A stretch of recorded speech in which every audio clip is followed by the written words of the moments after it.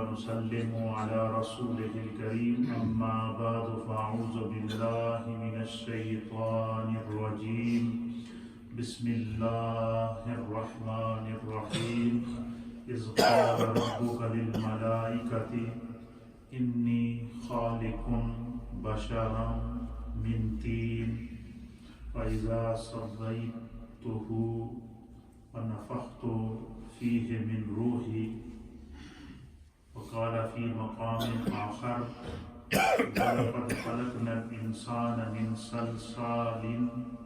من حمأ مسنون صدق الله مولانا العظيم وصدق رسوله النبي الأمين الكريم إن الله وملائكته يصلون على النبي يا أيها الذين آمنوا صلوا عليه وسلموا تسليما اللهم صل وسلم على سيد الأنبياء والمرسلين وعلى آله الطيبين وصحابه الطاهرين أجمعين. حضرات محترم، درس قرآن بعنوان قصص القرآن اور قصص انبیاء کے عنوان سے ہمارا یہ رمضان المبارک 1440 ہجری میں درس جاری و ساری ہے. گزشتہ روز میں نے آپ کی خدمت میں ذکر سیدنا آدم علیہ نبینا علیہ السلام پیش کرنے کی سعادت حاصل کی تھی. تو اس میں نے آپ کی خدمت میں یہ بتایا تھا کہ قرآن حکیم فرقان مجید میں 10 صورتوں میں 25 آیات کے اندر اللہ تعالیٰ نے حضرت سیدنا آدم علیہ السلام کا تذکرہ کیا تھا، اور ان تمام آیات کی تفصیل میں نے آپ کی خدمت میں کل کے درس میں پیش کر دی تھی. آج کا درس ہے کہ اللہ تعالیٰ نے حضرت آدم علیہ السلام کو مٹی سے پیدا کیا. کس سے پیدا کیا؟ اور یہ جو اللہ نے مخلوق بنائی ہے، اس مخلوق کو اللہ تعالیٰ نے مختلف انداز سے پیدا کیا ہے، اور اس مخلوق کے اندر مفسرین اور محدثین لکھتے ہیں کہ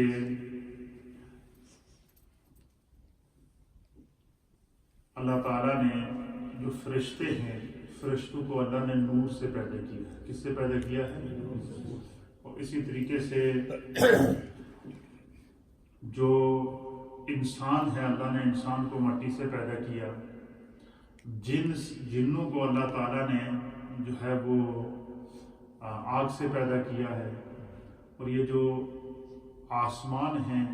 ان کو اللہ تعالیٰ نے سمندر کی یہ جو لہروں کی جھاگ ہوتی ہے اس سے پیدا کیا ہے. تو یہ قدرت کے شاہکار ہیں جو اللہ تعالیٰ اپنی قدرت کا اظہار ہے قرآن حکیم فرقان مجید میں کر رہا ہے، تاکہ انسان ہر حال میں اپنے رب کی ذات پر ایمان لے کر آ جائے، اور کسی حال میں بھی انسان کو کی توجہ اپنے رب سے نہ کٹے. تو اس میں نے آپ کی خدمت میں یہ بھی اشارہ دیا تھا کہ اللہ تعالیٰ نے حضرت آدم علیہ السلام کی تخلیق کے لیے مٹی کا انتخاب کیوں کیا. تو اس کی مختلف وجوہات ہمارے مفسرین نے لکھی ہیں، تاکہ مٹی کے اندر عاجزی ہوتی ہے، انکساری ہوتی ہے، برداشت ہوتی ہے، ہر چیز کو وہ اپنے اندر سما لیتی ہے، تو تاکہ انسان بڑے سے بڑے ابتلاؤں اور آزمائشوں اور طوفانوں سے محفوظ رہے. اب وہ کون سی مٹی تھی جس مٹی کو وجود آدم علیہ السلام کے لیے انتخاب کیا گیا، اس کو بھی ہمارے مفسرین کرام نے بیان فرمایا، اور اس کی تفصیل اللہ کے پیارے حبیب النبی نبی رحمت جناب سید العالمین محمد رسول اللہ صلی اللہ تعالیٰ علیہ وآلہ وسلم نے بیان فرمایا. حدیث پاک کے اندر آتا ہے کہ سب سے پہلے تو یہ سمجھیں کہ قرآن حکیم فرقان مجید میں اللہ تعالیٰ نے متعدد آیات کے اندر جو حضرت آدم علیہ السلام کو پیدا کیا کہ اللہ نے ان کو مٹی سے پیدا کیا، خدا نے قرآن میں اس کا ذکر کیا ہے. قرآن پاک کی سورۃ الحجر ہے، اور سورہ ہجر کی آیت نمبر 28 ہے، اور اسی طریقے سے سورہ ہجر کی آیت نمبر 26 ہے، پھر 28 ہے، پھر اس کے علاوہ دیگر سورہ صاد ہے، اس کی آیت نمبر 71 ہے، جس کے اندر اللہ تعالیٰ نے اس چیز کا ذکر کیا کہ میں نے انسان کو مٹی سے پیدا کیا. اللہ تعالیٰ قرآن میں ارشاد فرماتا ہے لَقَدْ خَلَقْنَا الْإِنسَانَ مِنْ صَلْصَالٍ مِنْ حَمَإٍ مَسْنُونٍ. اللہ فرماتا ہے کہ بے شک ہم نے پیدا کیا انسان کو کھنکھناتی ہوئی مٹی سے جو پہلے سیاہ اور بدبودار گارا تھی. پھر دوسرے مقام پر اللہ تعالیٰ نے سورۃ الحجر کی آیت نمبر 28 کے اندر ارشاد فرمایا کہ وَإِذْ قَالَ رَبُّكَ لِلْمَلَائِكَةِ إِنِّي خَالِقٌ بَشَرًا مِّن صَلْصَالٍ مِّنْ حَمَإٍ مَسْنُونٍ کہ اے محبوب یاد کیجئے. اللہ تعالیٰ نبی پاک صلی اللہ علیہ وسلم پر وحی نازل کر کے کیا فرماتا ہے اِذْ قَالَ رَبُّكَ محبوب آپ یاد کریں جب آپ کے رب نے جو ہے وہ فرشتوں سے فرمایا کہ انی خالق بشرا کہ میں زمین پر ایک بشر بنانے والا ہوں, ایک انسان پیدا کرنے والا ہوں. جو کس سے پیدا کرنے والا ہوں؟ من تین, جو مٹی سے جو میں انسان کو پیدا کرنے والا ہوں. اور فرمایا کہ وہ مٹی کیسی مٹی ہوگی, اس کی طرف اشارہ کرتے ہوئے فرمایا کہ میں وہ کیچڑ والی مٹی ہوگی, گیلی مٹی ہوگی. تین اس مٹی کو کہتے ہیں جو جس کو جب گوندا جائے تو کیچڑ بن جائے. اور اس کے علاوہ پھر اللہ تعالیٰ فرماتا ہے کہ جب حضرت آدم علیہ السلام کو اللہ نے فرمایا کہ میں پیدا کروں گا مٹی سے, اور پھر کیا کروں گا فَإِذَا سَوَّيْتُهُ فَنَفَخْتُ مِنْ رُوحِي فرمایا کہ جب میں اس کو سنوار دوں گا. یعنی اللہ تعالیٰ نے حضرت آدم علیہ السلام کی تخلیق کو اپنے ہاتھوں سے فرمایا, اور فرمایا کہ جب میں آدم علیہ السلام کے جسم کو سنوار لوں گا اور تیار ہو جائے گا, جب آپ کے جسم کا ڈھانچہ تیار ہو جائے گا, جب آپ کی باڈی کا سکیچ تیار ہو جائے گا, جب آپ کی باڈی تیار ہو جائے گی تو پھر کیا کروں گا. فرمایا کہ نفخت فیہ من روحی تو پھر جو ہے وہ اس کے اندر اپنے خاص روح کو پھونکوں گا. اللہ تعالیٰ نے یعنی حضرت آدم علیہ السلام کی تخلیق کو اپنی طرف جو ہے وہ متوجہ کیا, اور یہی وجہ ہے کہ علماء اور محدثین میں لکھا گیا حضرت آدم علیہ السلام کی بہت بڑی فضیلت یہ ہے کہ اللہ تعالیٰ نے حضرت سیدنا آدم علیہ السلام کو اپنے دست قدرت سے پیدا فرمایا ہے. اللہ تعالیٰ نے حضرت آدم علیہ السلام کو اپنے دست قدرت پر پیدا فرمایا ہے تاکہ وہ ابلیس کے مقابلے میں تکبر نہ کر سکے. اس کی جہاں اور وجوہات ہیں وہاں ایک وجہ یہ ہے کہ ابلیس اگر راندہ درگاہ ہوا تو کس وجہ سے ہوا کہ اس نے تکبر کیا ہے. تو اللہ تعالیٰ نے انسان کے لیے مٹی کا انتخاب کیا, اور مٹی کے اندر عاجزی ہوتی ہے, مٹی کے اندر برداشت ہوتی ہے. تو اس لیے فرمایا کہ انسان بڑے سے بڑے مقام اور مرتبے پر بھی اگر پہنچ جائے تو اسے ہر حال میں کیا کرنا چاہیے, عاجزی اور انکساری کا اظہار کرنا چاہیے. علماء اور متقدمین ایسے کلمات کی تعویل نہیں کرتے کہ یہ جو کہ اللہ تعالیٰ نے اپنے دست قدرت سے جس طرح چاہا, جس شان سے چاہا آپ نے پیدا کر لیا, کیونکہ اس نے پوری مخلوق کو پیدا کیا. اس نے 6 دنوں کے اندر زمینوں اور آسمانوں کو اللہ تعالیٰ نے پیدا کیا. اور قرآن اس منظر کو بیان کرتا ہے کہ اللہ تعالیٰ جب کسی چیز کو پیدا کرنا چاہے, اذا اراد شیئا, جب کسی چیز کو پیدا کرنے کا اس کو ارادہ ہو تو یقول لہ کن, اللہ تعالیٰ کہتا ہے ہو جا, فیکون, بس جس طرح رب چاہتا ہے وہ چیز اللہ کے کہنے سے عدم سے وجود میں آ جاتی ہے. تو اللہ تعالیٰ نے حضرت آدم نبینا علیہ السلام کے لیے مٹی کا انتخاب کیا, اور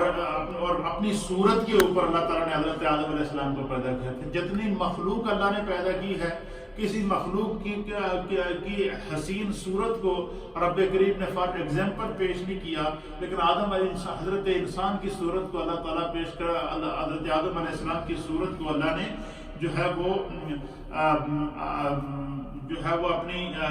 بطور ایگزامپل پیش کیا. اور قرآن حکیم فرقان مجید بھی اس طرف اشارہ دیتا ہے کہ اللہ فرماتا ہے کہ لقد خلقنا الانسان فی احسن تقویم, کہ بے شک اللہ تعالیٰ نے انسان کو بہترین خوبصورت حسین ترین صورت کے اندر پیدا فرمایا. اب یہ جب اللہ تعالیٰ نے حضرت آدم علیہ السلام کو پیدا کیا, آپ کے وجود اور آپ کا جسم کا ایک انسانی سکیچ, انسانی ڈھانچہ, انسانی وجود کی کیفیت کو اللہ تعالیٰ نے جب بنایا تو فرمایا کہ جب آدم علیہ السلام کو تیار کیا گیا تو اس کے لیے جو ہے وہ مٹی کا انتخاب کیا گیا، اور نبی اکرم صلی اللہ تعالیٰ علیہ وسلم فرماتے ہیں، حضرت ابو موسیٰ اشعری رضی اللہ تعالیٰ عنہ اس حدیث کے راوی ہیں کہ حضور علیہ السلام نے فرمایا کہ اللہ تعالیٰ نے حضرت آدم علیہ السلام کو کی مٹی کو روئے زمین سے منگوایا، زمین کے پورے چاروں حصوں سے، زمین کے ایسٹ سے، زمین کے ویسٹ سے، زمین کے ساؤتھ سے، اور زمین کے نارتھ سے، اور زمین کے مڈل سے، اور زمین کے مختلف حصوں سے اللہ تعالیٰ نے جو ہے وہ حکم دیا کہ مٹی اکٹھی کی جائے، پھر اس مٹی کو آپس میں ملایا جائے۔ یعنی یہ جتنی روئے زمین کے اوپر مٹی، جتنی اقسام کی مٹی موجود ہے، فرشتوں نے ہر قسم کی مٹی کو لیا اور پھر اس کو آپس میں مکس کیا، اور مکس کرنے کے بعد علماء اور محدثین لکھتے ہیں کہ یہی وجہ ہے کہ نبی پاک صلی اللہ علیہ وسلم فرماتے ہیں کہ جب روئے زمین کی مٹی کو جمع کر کے فرشتوں نے جو ہے وہ اس کو جب تیار کیا حضرت آدم علیہ السلام کے جسم کے لیے، تو فرمایا کہ انسان کے جسم کے اندر اس کے اثرات اس مٹی کے موجود ہیں۔ یہی وجہ ہے کہ انسان جو ہے وہ بعض انسان وہ ہیں جو سخت مزاج ہوتے ہیں، بعض وہ ہیں جو خوش مزاج ہوتے ہیں، بعض وہ ہیں جن کی طبیعت معتدل ہوتی ہے، اور بعض وہ ہیں کہ جن کا رنگ سفید ہوتا ہے، بعض وہ ہیں کہ جن کا رنگ کالا ہوتا ہے، بعض وہ ہیں کہ جن کا رنگ سانولا ہوتا ہے، بعض وہ ہیں جن کا رنگ گندمی ہوتا ہے۔ یہ انسان، آپ نے دیکھا کہ دنیا میں جتنے اللہ نے انسان پیدا کیا، ہر انسان کی صورت دوسرے سے مختلف ہے، چاہے ایک گھر میں ہی ایک ماں باپ کی اولاد ہی کیوں نہ ہو، ان سب کی جو حیت ہے، ان کا جو چہرہ ہے، ان کا جو ڈھانچہ ہے، وہ ایک دوسرے سے مختلف ہے۔ اچھا، اور پھر سب کے مزاج ایک دوسرے سے مختلف ہیں یا نہیں ہیں؟ اس کی وجہ کیا ہے؟ نبی پاک صلی اللہ علیہ وسلم نے فرمایا کہ جس طرح کی زمین ہوتی ہے، اور جس طرح زمین کے اثرات ہوتے ہیں، جس طرح اس مٹی کی کیفیت ہوتی ہے، اور انسان کے جسم کے اندر جس طرح کی، جس جگہ کی مٹی ہوتی ہے، اسی جگہ کا مزاج، اسی جگہ کی تاثیر، اسی طرح کی تاثیر اس کے انسان کے مزاج اور اس کے جسم اور اس کے اخلاق اور اس کے کردار پر مرتب ہوتی ہے۔ تو اس کے اثرات انسان کی زندگی کے اوپر موجود ہوتی ہیں۔ یہ جو مختلف رنگیں ہیں، کوئی کالا ہے، کوئی سفید ہے، کوئی گندمی ہے، کوئی جو ہے وہ سانولا ہے، یہ انسان کے مختلف کلر ہیں۔ اس کی وجہ کیا ہے؟ نبی پاک صلی اللہ علیہ وسلم نے فرمایا کہ کوئی مٹی، جب جبریل علیہ السلام اور دیگر جب فرشتوں نے جب مٹی کو اکٹھا کیا، تو کوئی مٹی وہ تھی جس کا کلر سفید تھا، کوئی مٹی وہ تھی جس کا کلر کالا تھا، کوئی مٹی وہ تھی جس کا کلر سرخ تھا، کوئی مٹی وہ تھی جس کا کلر سانولا تھا۔ تو جس مٹی کا عنصر انسان کے اندر پایا جاتا ہے، اسی طرح کا کلر بھی اللہ تعالیٰ نے اس کی صورت سے ظاہر فرمایا ہے۔ یہ چیز سمجھنے کے لیے ضروری ہے۔ اچھا، اس کے لیے جو ہے وہ علماء اور محدثین نے لکھا ہے کہ صحابہ اکرام سرکار دو عالم صلی اللہ علیہ وسلم فرمائے کہ حضور علیہ السلام نے انسانیت کی ہسٹری بیان فرمایا حضرت آدم علیہ السلام کی، کہ آپ کی جب پیدا کیا گیا تو مٹی کو جب لینے کے لیے اللہ تعالیٰ نے فرشتوں کو سے مشورہ کیا، پھر فرشتوں کو حکم دیا، تو اللہ تعالیٰ نے سب سے پہلے، حدیث کے اندر آتا ہے کہ سب سے پہلے اللہ تعالیٰ نے حضرت جبریل امین کو بھیجا اور کہا کہ تم ایسا کرو کہ زمین پر جاؤ۔ اور اس روایت کو علامہ ابن کثیر نے تاریخ ابن کثیر کے اندر نقل فرمایا ہے۔ اسی طرح علامہ ساوی نے جلالین کے حاشیے کے اوپر اس واقعے کو نقل فرمایا ہے۔ علامہ فخر الدین رازی رحمۃ اللہ علیہ نے تفسیر کبیر کے اندر اس واقعے کی طرف اشارہ فرمایا ہے کہ اللہ کے حبیب علیہ السلام فرماتے ہیں کہ جب اللہ تعالیٰ نے حضرت آدم علیہ السلام کو پیدا کرنا چاہا تو سب سے پہلے اللہ نے جبریل علیہ السلام کو بھیجا اور کہا کہ تم زمین پر جاؤ اور زمین کے مختلف حصوں سے جو ہے وہ چاروں جہتوں سے مٹی اٹھا کے لاؤ۔ اب جب جبریل علیہ السلام مٹی لینے کے لیے زمین پر آئے تو آپ نے زمین سے کہا کہ میں اللہ کی طرف سے آیا ہوں اور میں تجھ سے جو ہے وہ مٹی اٹھانا چاہتا ہوں، تو چونکہ مٹی تیرے وجود کا حصہ ہے لہذا میں اس وقت تک تم میں ہاتھ نہیں ڈالوں گا جب تک کہ تو اجازت نہ دے۔ کس سے کہا؟ زمین سے۔ جبریل علیہ السلام نے کیا کہا کہ میں تم سے مٹی لینے کے لیے آیا ہوں، لیکن چونکہ یہ مٹی تیرے وجود کا حصہ ہے تو میں اس جو ہے وہ تم مجھے اجازت دو تو میں تاکہ تمہارے جسم سے، تمہارے اوپر سے مٹی کو اٹھاؤں اور اٹھا کر لے جاؤں۔ تو زمین نے عرض کیا جبریل علیہ السلام سے کہ جب تم میرے جسم سے مٹی اٹھاؤ گے تو میرے جسم میں تو عیب آ جائے گا، اس میں کمی آ جائے گی۔ تو کہتے ہیں نبی پاک صلی اللہ علیہ وسلم کہ زمین نے حضرت جبریل سے کہا کہ میں تمہیں مٹی اپنے جسم سے مٹی اٹھانے کی اجازت نہیں دیتی، میں تم سے اللہ کی پناہ مانگتی ہوں۔ زمین نے انکار کر دیا مٹی دینے سے۔ کیا کر دیا؟ جب زمین نے انکار کر دیا، جب زمین نے یہ کہا کہ جبریل میں تم سے اللہ کی پناہ میں آتی ہوں، جب زمین نے اللہ کی پناہ لے لی، اب حضرت جبریل کہتے ہیں کہ میری یہ ہمت نہیں ہوئی کہ زمین خدا کی پناہ میں آئے اور خدا کی پناہ میں میں ہاتھ ڈالوں، یہ کیسا ہو سکتا ہے؟ تو جبریل علیہ السلام مٹی لیے بغیر واپس چلے گئے۔ کیا ہو گئے؟ واپس چلے گئے اور اللہ کی بارگاہ میں عرض کیا کہ یا رب کریم، میں تیرے حکم کی تعمیل کے لیے پہنچا تھا وہاں پر، اور زمین نے مجھے اجازت دینے کے بجائے وہ تیری پناہ میں آ گئی، تو جو چیز تیری پناہ میں آ گئی ہے میں اس میں کیسے حصہ ڈالوں، کیسے میں اس سے اٹھاؤں؟ تو اس لیے میں واپس آ گیا۔ اللہ میں تجھ سے تیری بارگاہ میں یہ اپنا عذر پیش کرتا ہوں۔ اللہ تعالیٰ نے حضرت جبریل علیہ السلام کی اس بات کو سنا، اور سننے کے بعد اللہ تعالیٰ نے حضرت میکائیل علیہ السلام کو حکم دیا کہ میکائیل، جبریل کو تو زمین نے مٹی دینے سے انکار کر دیا، لہذا تو جا کے زمین سے مٹی لے کر آ تاکہ اس زمین سے میں انسان بناؤں، انسان پیدا کروں۔ کہتے ہیں کہ حضرت میکائیل علیہ السلام بھی اللہ کے حکم سے جب زمین پر اترے تو انہوں نے بھی زمین پر ہاتھ ڈالنے سے پہلے، زمین سے مٹی اٹھانے سے پہلے زمین سے کہا کہ مجھے اجازت چاہیے۔ اب اس سے پتہ چلا کہ جو بندہ کسی سے کوئی چیز جو پتہ ہو کہ یہ چیز کسی کی ملکیت ہے، اس چیز کا کوئی مالک ہے، تو اس کی اجازت کے بغیر اس چیز کو حاصل کرنا یا اس چیز کو اٹھانا یہ ازل سے ہی یہ جائز نہیں ہے۔ تو میکائیل علیہ السلام کہتے ہیں جب میں گیا تو زمین نے بالکل اسی طرح کیا جس طرح جبریل علیہ السلام کے ساتھ کیا۔ اب میکائیل علیہ السلام کو یہ پتہ نہیں تھا کہ مجھ سے پہلے جبریل بھی ہو کر یہاں سے گئے ہیں۔ اب جب زمین نے کہا کہ میں اللہ کی پناہ میں آتی ہوں اور میں تمہیں اجازت نہیں دوں گی تم میرے وجود سے جو ہے ایسا کاٹ کر لے جاؤ، میرے وجود سے مٹی لے کر جاؤ، تو جب زمین نے اللہ کی پناہ دی تو میکائیل علیہ السلام بھی واپس آ گئے۔ اب جب آپ واپس آئے تو انہوں نے بھی اپنا عذر پیش کیا کہ بھائی زمین نے مجھے اجازت نہیں دی ہے۔ تو پھر اللہ تعالیٰ نے حضرت اسرائیل علیہ السلام کو حکم فرمایا۔ کس کو حکم فرمایا؟ اسرائیل علیہ السلام کو حکم فرمایا کہ آپ جائیں اور مٹی لے کر آئیں۔ اب حضرت اسرائیل علیہ السلام جب زمین پر پہنچے، آپ نے زمین سے کہا کہ بھائی میں اللہ کی طرف سے آیا ہوں اور میں نے تمہارے مختلف حصوں سے مٹی اٹھانی ہے، کیونکہ اللہ کی طرف سے جو ہے وہ یہ حکم ہے کہ میں مٹی لے کر جاؤں اور اس سے اللہ تعالیٰ ایک انسان بنائے گا۔ تو زمین نے کہا جی کہ میں تو تمہیں اجازت نہیں دیتی کہ تم میرے اس میں حصہ ڈالو، اور میں اللہ کی پناہ میں آتی ہوں۔ اب اسرائیل علیہ السلام بجائے واپس آنے کے، اسرائیل علیہ السلام نے زمین سے بحث کی۔ اسرائیل علیہ السلام نے کہا کہ ٹھیک ہے، ایک طرف تو اللہ کی پناہ میں آئی ہے، ایک طرف خدا کی پناہ ہے اور دوسری طرف خدا کا حکم ہے، تو میں تو اللہ کے حکم پر عمل کروں گا۔ اسرائیل علیہ السلام نے کیا کہا کہ میں اللہ کے حکم پر عمل کروں گا، لہٰذا تجھے یہ بات، یہ دکھ برداشت کرنا پڑے گا، یہ صدمہ برداشت کرنا پڑے گا، میں نے تم سے اس مٹی کو اٹھا کر لے جانا ہے، کیونکہ میں نے خدا کے حکم پر ہر حال میں تعمیل کرنی ہے۔ تو اللہ کے حبیب علیہ الصلوۃ والسلام فرماتے ہیں کہ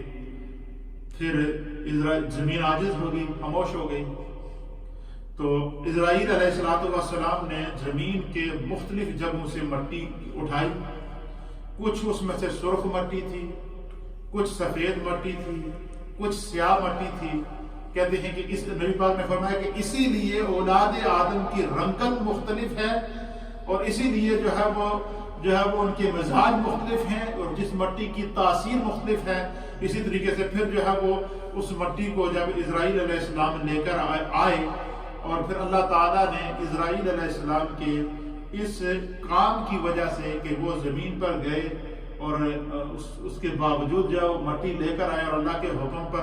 عمل کیا، اللہ تعالیٰ نے اسرائیل علیہ السلام کی ڈیوٹی روح قبض کرنے پر لگائی۔ اچھا، روح قبض کرنے پر ڈیوٹی اسرائیل علیہ السلام کی کیوں لگائی؟ یہ بات سمجھنے کی بڑی ایمان افروز بات ہے۔ اللہ تعالیٰ نے اسرائیل علیہ السلام کی ڈیوٹی کیوں لگائی؟ اس لیے کہ جب انسان دنیا میں آتا ہے اور انسان کا وجود مٹی کا حصہ ہے، اور جب انسان واپس اس کی روح قبض کرتے ہیں جبریل علیہ السلام، تو اسرائیل علیہ السلام جب انسان کی روح قبض کرتے ہیں تو روح قبض کرنے کے بعد پھر کیا ہوتا ہے؟ انسان کو کیا کیا جاتا ہے؟ واپس مٹی کے حوالے کیا جاتا ہے۔ تو نبی پاک صلی اللہ علیہ وسلم نے فرمایا کہ اسرائیل علیہ السلام واپس مٹی کے پاس آتے ہیں، جتنے لوگ دفن ہوتے ہیں واپس مٹی سے آ کر کہتے ہیں کہ میں نے تم سے وہ تمہارا حصہ اٹھایا تھا تو اس میں سے یہ واپس کر دیا ہے۔ یہ کیا کر دیا ہے؟ یہ واپس کر دیا ہے۔ یہ واپس اسی لیے انسان کو جب تدفین کرتے ہیں تو اس کی جو باڈی ہوتی ہے وہ زمین کے ساتھ، خاک کے ساتھ مل جاتی ہے۔ یہ باڈی جو ہے وہ پارٹ آف دا زمین ہے، پارٹ آف دا ارتھ ہے، اس کو جو ہے وہ کر دیا۔ کہتے ہیں کہ پھر مفسرین اکرام نے بڑی مزیدار بات لکھی ہے ایمان افروز، اس کو سنیں گے آپ کا ایمان اور تازہ ہوگا۔ اس کو علامہ جلال الدین سیوطی نے بھی نقل فرمایا ہے،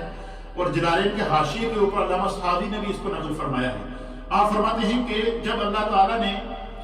حضرت آدم علیہ السلام کو پیدا کرنے کا ارادہ کیا تو آپ نے زمین سے فرمایا کہ میں تجھ سے ایک مخلوق بنانے لگا ہوں، اس میں سے جو میرے فرما بردار ہوں گے میں ان کو جنت عطا کروں گا، اور جو میرے عصیاں شعار ہوں گے، نافرمان ہوں گے، گناہگار ہوں گے، منکر ہوں گے اور مجھ پر ایمان نہیں لائیں گے تو میں ان کو جو ہے وہ جہنم کی آگ میں جلاؤں گا۔ آپ فرماتے ہیں کہ مفسرین کہتے ہیں کہ جب اللہ تعالیٰ نے زمین سے یہ کہا کہ میں تمہارے حصے سے انسان بنانا چاہتا ہوں اور اس انسان کو جنت میں بھی داخل کروں گا اور جہنم میں بھی داخل کروں گا، فرمایا کہ جب اللہ تعالیٰ نے زمین کو یہ کہا کہ تمہارے ہی حصے سے بنا ہوا انسان جب میری نافرمانی کرے گا تو میں اس کو کیا کروں گا؟ جہنم کی آگ میں ڈالوں گا۔ تو فرمایا کہ جب زمین کو یہ پتہ چلا کہ اللہ تعالیٰ میرے حصے سے میری جنس سے بنے ہوئے انسان کو جہنم میں ڈالے گا تو زمین چیخی، زمین پر خوف خدا طاری ہوا، زمین نے چیخنا شروع کر دیا، زمین نے رونا شروع کر دیا۔ فرمایا زمین اتنی روئی کہ یہ جتنے آپ کو روئے زمین کے اوپر پانی کے چشمے نظر آ رہے ہیں، جو دریا نظر آ رہے ہیں، پہاڑوں سے پانی پھوٹتا ہوا نظر آ رہا ہے، چشموں سے پانی پھوٹتا ہوا نظر آ رہا ہے، دریاؤں اور سمندروں سے پانی پھوٹتا ہوا نظر آ رہا ہے۔ فرمایا یہ جو چشمے جتنے زمین کے اوپر سے پانی کے نکلے ہوئے ہیں، یہ جو دریا جو بہتے ہوئے نظر آ رہے ہیں، فرمایا یہ زمین اتنی روئی کہ زمین کے اس رونے سے خدا، یہ زمین کے آنسوں سے یہ پانی کے چشمے نکلے۔ یہ زمین جب روئی خوف خدا سے تو اس سے یہ پانی کے چشمے پھوٹ کے نکلے۔ یہی وجہ ہے کہ جب انسان کے اوپر کوئی غم طاری ہوتا ہے، کوئی خوف طاری ہوتا ہے، ہمارے جسم میں خون بھی موجود ہے، سب کچھ موجود ہے، لیکن آنکھ سے خون نہیں ٹپکتا، پانی ٹپکتا ہے۔ جب انسان کو کوئی پریشانی ہوتی ہے، کوئی دکھ ہوتا ہے تو سب سے پہلے اس کا اثر کیا ہوتا ہے؟ اس کی آنکھ پر ہوتا ہے اور آنکھ سے آنسو آ جاتا ہے، اور آنسو جو بہتا ہے وہ پانی کی شکل میں ہے، وہ خون نہیں ہے۔ حالانکہ خون انسان کے جسم میں پانی سے زیادہ ہے، لیکن اس کے باوجود جب دکھ پہنچتا ہے، خوف آتا ہے، خشیت آتی ہے، تو انسان جب روتا ہے تو اس کے آنسو سے جو آنکھوں سے جو آنسو نکلتے ہیں یہ پانی کی صورت میں نکلتے ہیں۔ اسی طریقے سے فرمایا کہ جب زمین کو پتہ چلا کہ میری مخلوق میرے حصے سے بنایا ہوا انسان جب نافرمانی کرے گا تو خدا اسے جہنم سے جلائے گا، زمین نے خوف خدا سے رونا شروع کر دیا۔ اتنی روئی کہ زمین کے اوپر جو ہے کیا ہو گیا، جو ہے وہ چشمے اور پانی جاری ہو گئے۔ فرمایا کہ رب تعالیٰ کے ہاں یہ سن کر زمین اتنی روئی کہ رونے سے چشمے جاری ہو گئے جو روز حشر تک جاری رہیں گے۔ کہ روز حشر تک آپ زمین پر جتنے چشمے نظر آ رہے ہیں یہ زمین نے خوف خدا کی وجہ سے زمین کے آنسو ہیں، جس کو مفسرین اکرام محدثین نے لکھا۔ کہتے ہیں حضرت اسرائیل علیہ السلام جب وہ مٹی لے کر آئے تو اللہ تعالیٰ کے حکم سے اللہ نے فرمایا کہ اس مٹی کو صفا اور مروہ، یہ جو دو پہاڑ ہیں، ان کے بیچ میں رکھو۔ کیا کرو؟ یہ بڑی مزیدار بات ہے ایمان افروز، آپ سنیں گے آپ کا ایمان تازہ ہو جائے گا۔ ساری روئے زمین سے مٹی جمع کر کے جس سے انسان کا وجود بنانا تھا، حضرت آدم علیہ السلام کا وجود بنانا تھا، اس مٹی کو اسرائیل علیہ السلام جب جمع کر کے لائے تو عرض کیا کہ بارے الہ اس کو میں کہاں رکھوں؟ تو اللہ تعالیٰ نے ان سے فرمایا کہ اس کو صفا اور مروہ یہ جو دو پہاڑ ہیں ان کے درمیان میں رکھ دو۔ فرمایا جب وہاں رکھ دیا گیا پھر ملائکہ کو حکم دیا کہ وہ اس تمام مٹی کو مکس کریں۔ کیا کریں؟ مشرق کی مٹی کو، مغرب کی مٹی کو، شمال کی مٹی کو، جنوب کی مٹی کو، سینٹر آف دا ارتھ کی مٹی کو، زمین کے مختلف حصوں کی مٹی کو، فرمایا کہ اس کو صفا اور مروہ کے درمیان رکھ کے اللہ نے فرشتوں کو کہا کہ ساری مٹی کو مکس کر کے اس کو جو ہے وہ گارا بناؤ، اس کے اندر پانی ڈالو، اور اس پر جب وہ سب مٹی مکس ہو گئی تو فرمایا کہ 40 دن تک اللہ تعالیٰ نے اس مٹی پر لگاتار بارش برسائی۔ اس مٹی کو نرم کرنے کے لیے کیا ہوا؟ حضرت آدم علیہ السلام کے وجود کے بننے سے پہلے کے مراحل اس کو مفسرین نے بیان فرمایا کہ اس مٹی کو جو اسرائیل علیہ السلام صفا اور مروہ کے درمیان جب روئے زمین کی مٹی کو رکھا،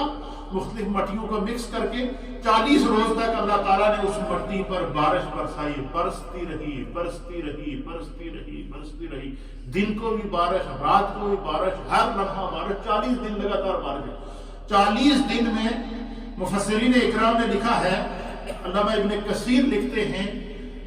کہ جلد نمبر 3 اور صفحہ 77 کے اوپر آپ فرماتے ہیں کہ 40 دن جو اس مٹی پر بارش برستی رہی، ان 40 دنوں کے اندر 39 دن غم کی بارش برستی رہی۔ کیا ہوتی رہی؟ غم کی بارش برستی رہی، اور 39 دن تک غم کی بارش برستی رہی، اور 40ویں دن اللہ تعالیٰ نے اس پر خوشی کی بارش برسائی۔ اس لیے فرمایا کہ انسان کے جسم کے اندر زیادہ تر پریشانیاں رہتی ہیں، غم رہتے ہیں، غم کے اثرات رہتے ہیں، خوشی کبھی کبھی اس کو نصیب ہوتی ہے، یہ ہے یا نہیں؟ ہر لمحہ آدمی کسی نہ کسی وجہ سے کوئی پریشان لگتا ہے، کوئی نہ کوئی سوچ میں رہتا ہے، کسی نہ کسی غم میں رہتا ہے، کسی نہ کسی حزن میں رہتا ہے، کسی نہ کسی ملال میں رہتا ہے۔ فرمایا 40 دن میں سے 39 دن تک اللہ اس پر غم کی بارش برساتا رہا، اور 40ویں دن اللہ تعالیٰ نے اس کے اوپر مسرت کا می برسایا، مسرت کی خوشی کی بارش برسائی۔ اس لیے انسان کے اندر اکثر جو ہے وہ رنج اور غم کا سامنا رہتا ہے، خوشی اسے بہت کم ملتی ہے۔ اللہ ابن کثیر لکھتے ہیں کہ اسے خوشی بہت کم ملتی ہے۔ پھر اللہ تعالیٰ نے جب 40 روز کے بعد پھر مٹی کو، اس گارے کو چھوڑ دیا، اور وہ 40 دن کے بعد جب وہ مکس ہو گئی تو پھر اللہ تعالیٰ نے اپنے دستے قدرت سے جس طرح چاہا حضرت انسان کی صورت بنائی۔ حضرت آدم علیہ السلام کا چہرہ، آپ کا سر، آپ کے بازو، آپ کے پاؤں، آپ کے جسم کا ڈھانچہ، آپ کے جسم کا پورا یہ جو ایک انسانی باڈی کا پورا جو سکیچ ہے، یہ اللہ تعالیٰ نے بنایا۔ اور بنانے کے بعد یعنی وہ مٹی بنانے کے بعد پھر اس مٹی کیونکہ مکس ہو چکی تھی، وہ اس مٹی سے جب حضرت آدم علیہ السلام کی باڈی بن گئی، اب علماء اور محدثین نے لکھا ہے کہ اس باڈی کو اللہ تعالیٰ نے 40 سال تک خشک ہونے کے لیے چھوڑ دیا۔ 40 سال تک وہ ڈھانچہ اسی طرح وہیں پر صفا اور مروہ دونوں پہاڑوں کے درمیان رہا، 40 روز تک، 40 سال تک وہیں پر رہا۔ پھر جو ہے وہ مٹی خشک ہوتی گئی، اور پھر اس طریقے سے ہو گئی کہ وہ جس کو اللہ تعالیٰ نے جو ہے وہ اس طرح اشارہ دیا کہ لقد خلقنا الانسان من صلصال من حمأ مسنون۔ فرمایا کہ اللہ تعالیٰ نے جو ہے وہ انسان کو کھنکھناتی ہوئی مٹی سے پیدا کیا۔ وہ مٹی آپ دیکھیں نا، یہ جو برتن ساز ہوتے ہیں جن کو کمہار بولتے ہیں، جو مٹی کے برتن بناتے ہیں، ان کے پاس جب آپ مٹی کا گھڑا یا مٹکا لینے کے لیے جاتے ہیں تو لینے سے پہلے آپ اس کو ٹچ کرتے ہیں، وہ آواز دیتا ہے۔ تو اس کھنکھناتی ہوئی مٹی سے اللہ تعالیٰ نے انسان کو پیدا فرمایا۔ 40 سال تک حضرت آدم علیہ السلام وہاں رہے۔ 40 سال کے بعد فرمایا کہ فرشتے آتے اور دستے الہی کا شاہکار دیکھ کر فرشتے حیران رہ جاتے۔ فرشتے اس کے ارد گرد دیکھتے، اتنی حسین صورت، اتنا خوبصورت ڈھانچہ، عجیب و غریب قسم کا جسم، یہ خدا نے جس کو اپنے دستے قدرت سے شاہکار بنایا ہے۔ فرمایا کہ فرشتے جو ہے وہ آتے اور آدم علیہ السلام کے اس جسم کی، اس باڈی کا دیدار کرتے، اس پر مختلف تبصرے کرتے کہ اتنی حسین صورت شکل میں اللہ تعالیٰ نے یہ جو پیدا کی۔ فرمایا کہ اس دوران ابلیس کو پتہ چل گیا کہ اللہ تعالیٰ نے جو ہے وہ ایک ایسا ڈھانچہ تیار کر لیا ہے جو انسان جو اس کی مخلوق ہوگی، فرمایا کہ وہ ابلیس بھی آیا تو وہ روز جناب کیا کرتا، وہ اگر حضرت آدم علیہ السلام کے جسم کا مشاہدہ کرتا، دیکھتا، کہتے بڑا عجیب جسم، عیب نکالتا اس میں سے، کیا کرتا، عیب نکالتا۔ آنکھوں کا جو حصہ تھا نا، یہاں پر 2 سوراخ تھے، ناک میں 2 سوراخ تھے، منہ میں سوراخ تھے، کان کے حصے میں 2 سوراخ تھے، تو جب دیکھتا نا تو اسی طریقے سے وہ پسلیاں بنی ہوئی تھی مٹی کی، ان کے بیچ میں وقفہ تھا، سوراخ تھا، اور یہ ساری صورتحال جب وہ دیکھتا نا شیطان، تو وہ کیا کرتا ہے ابلیس، تو وہ کہتا ہے اس میں سے عیب نکالتا، کہتا بڑا عجیب مخلوق ہے یہ، اس کے دیکھو یہ ادھر بھی سوراخ ہے، ادھر بھی سوراخ ہے، ادھر بھی سوراخ ہے، کبھی وہ ناک سے گھستا، کبھی وہ کانوں سے گھستا، کبھی انسان حضرت آدم علیہ السلام کے ڈھانچے کے اندر جو بنا ہوا تھا روح پڑنے سے پہلے اس کے اندر کہتا، اور پھر جو کھڑا ہو کے دھمکیاں دیتا کہ تو جب تیار ہو جائے گا تیرے ساتھ میں مقابلہ کروں گا، فرشتوں کے سامنے ان کی برائی بیان کرتا۔ اس طریقے سے جو ہے وہ یہ اس وقت کی بات ہے کہ ابھی اس نے انکار نہیں کیا تھا سجدے کا، ابھی مردود نہیں ہوا تھا، لیکن پہلے سے اس کا یہ منصوبہ بن چکا تھا کہ اس مخلوق جو ہے وہ، پھر کہتے ہیں کہ پھر اس نے دیکھا کہ اللہ یہ ایسی مخلوق ہے کہ یہ جب بھوکا ہوگا تو شور کرے گا، بھوکا ہوگا تو گر پڑے گا، اگر خوب سیر ہو کر کھائے گا تو نہیں چل سکے گا، اس طرح کے حضرت آدم علیہ السلام کے جسم کے اوپر وہ تجزیات کرتا۔ تو پھر جو ہے وہ اللہ تعالیٰ نے حضرت آدم علیہ السلام 40 سال کے بعد اللہ نے حضرت آدم علیہ السلام کے اندر روح پھونکی، کیا کی، روح کو اللہ نے حکم دیا، اور وہ روح کیا ہے، فرمایا یہ اللہ کی طرف سے ایک نور ہے۔ اچھا، اس میں ایک اور بات بڑی مزیدار مفسرین نے لکھی ہے جو بڑی ایمان افروز ہے کہ شیطان جو تھا، ابلیس آدم علیہ السلام کے پورے جسم میں گھومتا، لیکن آپ کے سینے کے اندر بائیں جانب ایک کوٹھڑی تھی جو بند تھی، اس کوٹھڑی کو اس نے کھولنے کی انتہائی کوشش کی، وہ نہیں کھلی، اور فرشتے بھی آ کر دیکھتے کہ جسم پورا نظر آ رہا ہے، سر نظر آ رہا ہے، کان نظر آ رہے ہیں، کانوں کے سوراخ نظر آ رہے ہیں، منہ کا سوراخ نظر آ رہا ہے، منہ کے اندر جو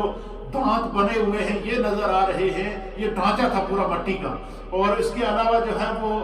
پوری باڈی نظر آ رہی ہے، لیکن اس باڈی کے اندر بائیں طرف ایک کوٹھی ہے جو بند ہے، اس کے اوپر فرشتے بھی کہتے ہیں کہ اس میں کوئی خدا کا ضرور راز ہے۔ ابلیس نے بھی بہت کوشش کی کہ میں فلور کے دیکھوں کہ اس کوٹھی کے اندر کیا ہے، یہ وہ جگہ تھی جہاں اللہ تعالیٰ نے حضرت آدم علیہ السلام کے دل کو رکھنا تھا، کیا کرنا تھا، دل کو رکھنا تھا، دل تک اس کی شیطان کی رسائی نہیں ہوئی، اور اس حقیقت کو کوئی نہ سمجھ سکا، تو اللہ تعالیٰ نے پھر جب چاہا کہ اب آدم علیہ السلام کے اندر روح پھونکی جائے، تو قرآن کریم فرقان مجید اس منظر کو فرماتا ہے فَإِذَا سَوَّيْتُهُ وَنَفَخْتُ فِيهِ مِن رُوحِي، فرمایا کہ جب ان کو اللہ تعالیٰ نے مٹی سے تیار کر دیا تو پھر کیا ہوا، اللہ تعالیٰ نے ان کے اندر اپنے چاہا کہ ان کے اندر روح پھونکی جائے، تو اللہ تعالیٰ نے روح کو حکم دیا کہ تو آدم علیہ السلام کے جسم میں داخل ہو جائے۔ اب حدیث کے اندر آتا نبی پاک صلی اللہ علیہ وسلم نے فرمایا کہ وہ روح حضرت آدم علیہ السلام کے منہ کے پاس گئی اور وہاں جا کر رک گئی، اس میں خوف طاری ہو، خشیت طاری ہو، اور وہ اس لیے رک گئی کہ کیونکہ روح نور تھی اور سامنے مٹی تھی، اور اس کے اندر جاتے ہوئے اس کو خوف طاری ہوا، وہ رک گئی، کوشش کے باوجود اندر نہ داخل ہوئی۔ تو نبی پاک صلی اللہ علیہ وسلم نے فرمایا کہ پھر اللہ تعالیٰ نے آدم علیہ السلام کی پیشانی میں روح سے پہلے مجھ محمد کا نور رکھا، نور مصطفیٰ کو حضور نے فرمایا کہ اولو ما خلق اللہ النوری، اللہ تعالیٰ نے کائنات میں سب سے پہلے میرے نور کو پیدا فرمایا۔ فرمایا کہ روح اندر داخل نہیں ہو رہی تھی، روح بھی خوفزدہ تھی اس جسم میں داخل ہونے کے لیے، تو اللہ تعالیٰ نے کیا کیا کہ نور محمدی کو پیشانی آدم علیہ السلام میں رکھا۔ تو فرمایا کہ جب پیشانی آدم علیہ السلام کے اندر جب نبی پاک صلی اللہ علیہ وسلم کا نور آیا تو روح اس نور کو چومتی ہوئی حضرت آدم علیہ السلام میں داخل ہو، روح کیا ہو گئی، نور مصطفیٰ کو چومتی ہوئی جو ہے وہ حضرت آدم علیہ السلام کے اندر داخل ہوئی، اور جسم کے جس حصے سے روح گزرتی گئی اس حصے کے اوپر جو ہے وہ گوشت پوست لگتا گیا، اس کے اندر جان آتی گئی، حتیٰ کہ کہتے ہیں کہ جب وہ روح حضرت آدم علیہ السلام کے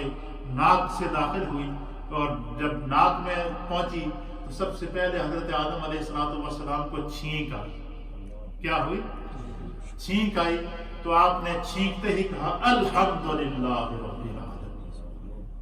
اللہ تعالیٰ نے جواب دیا. سب سے پہلا کلمہ حضرت آدم علیہ السلام کی زبان سے کیا نکلا؟ الحمدللہ. اور سب سے پہلے حضرت آدم علیہ السلام نے جس چیز کا اظہار کیا وہ چھینک آپ نے ماری. یہی وجہ ہے کہ علماء اور محدثین نے لکھا، حضور علیہ السلام نے فرمایا کہ جب چھینک آئے تو اس پر کہو الحمدللہ، اور سننے والے اس پر دعا دیں یرحمک اللہ، یہ سنت الہیہ ہے. اور اس کی وجہ کیا ہے؟ فرمایا کہ انسان کے دماغ کے اندر بعض ایسی بیماریاں ہوتی ہیں جن کا آج تک کوئی علاج درافت نہیں ہوتا، ان کا علاج خدا کے علاوہ کوئی نہیں کر سکتا. تو فرمایا کہ جب اللہ چاہتا ہے کہ اس بندے کی اس بیماری کو دور کر دے دماغ کی، تو انسان کو اللہ چھینک عطا فرماتا ہے. جب وہ چھینکتا ہے تو اس کے دماغ کی بیماری دور ہو جاتی ہے. اس لیے حضور نے فرمایا کہ جب چھینک آئے تو الحمدللہ کہو، اور جواب میں کیا کہو؟ یرحمک اللہ کہو. تو یہ جو ہے وہ حضرت آدم علیہ نبی علیہ السلام کو جب چھینک آئی تو آپ نے الحمدللہ کہا تو اللہ تعالیٰ نے آپ کو جو ہے وہ فرمایا کہ یرحمک اللہ، خدا تیرا تجھ پر رحم فرمائے. پھر حضرت آدم علیہ السلام کے اندر جب روح ہو گئی تو آپ اٹھ کے بیٹھ گئے. تو اللہ تعالیٰ نے حضرت آدم علیہ السلام سے فرمایا کہ وہ میرے فرشتیاں میں جا کے سلام کرو. کیا کرو؟ تو پھر حضرت آدم علیہ السلام اٹھے اور فرشتوں کے پاس گئے اور انہوں نے کہا السلام علیکم، تم پر سلامتی ہو. تو آدم علیہ السلام کے اندر روح پڑنے کے بعد جو سب سے پہلی بات آپ نے اپنے منہ سے نکالی، جو سب سے پہلا پیغام حضرت انسان نے دیا، وہ پہلا پیغام حضرت آدم کا کیا تھا؟ السلام علیکم، تم پر خدا کی سلامتی ہو. سب سے پہلا پیغام آدم پیغام امن تھا. سب سے پہلا پیغام آدم علیہ السلام پیغام پیس تھا. سب سے پہلے پیغام آدم علیہ السلام امن اور سلامتی کا پیغام تھا. تو حضرت آدم علیہ السلام نے سلام دیا جو فرشتوں کو، تو فرشتوں نے آپ کو جواب دیا. یہ یہاں تک آج حضرت آدم علیہ السلام کی ہسٹری کو ہم کہ آپ کے اندر روح پھونکی گئی، آپ کو پہلے چھینک آئی، پھر اس کے بعد اللہ کے حکم سے آپ نے فرشتوں کو سلام کیا اور فرشتوں نے آپ کے سلام کا جواب دیا. اس کے بعد پھر اللہ تعالیٰ نے حضرت آدم علیہ السلام کے وجود سے حضرت حوا کو پیدا کیا. وہ کیسے پیدائش ہوئی؟ حضرت حوا کی عورت کی پیدائش کیسے ہوئی؟ پھر اس کے بعد اللہ تعالیٰ نے آپ کے وجود سے نسل انسانی کو چلایا، وہ کیسے چلی؟ پھر آپ پیدائش کے بعد آدم علیہ السلام کو کہاں رکھا گیا، کتنا عرصہ آپ جنت میں رہے، پھر جنت سے آپ کا زمین پر نازل ہونا اور زمین کے اوپر مخلوق خدا اور مخلوق انسانیت کا پھیلنا. یہ انشاءاللہ اس کو ہم کل کے درس میں بیان کریں گے. اللہ ہمیں دین کو سمجھنے کی توفیق عطا فرمائے.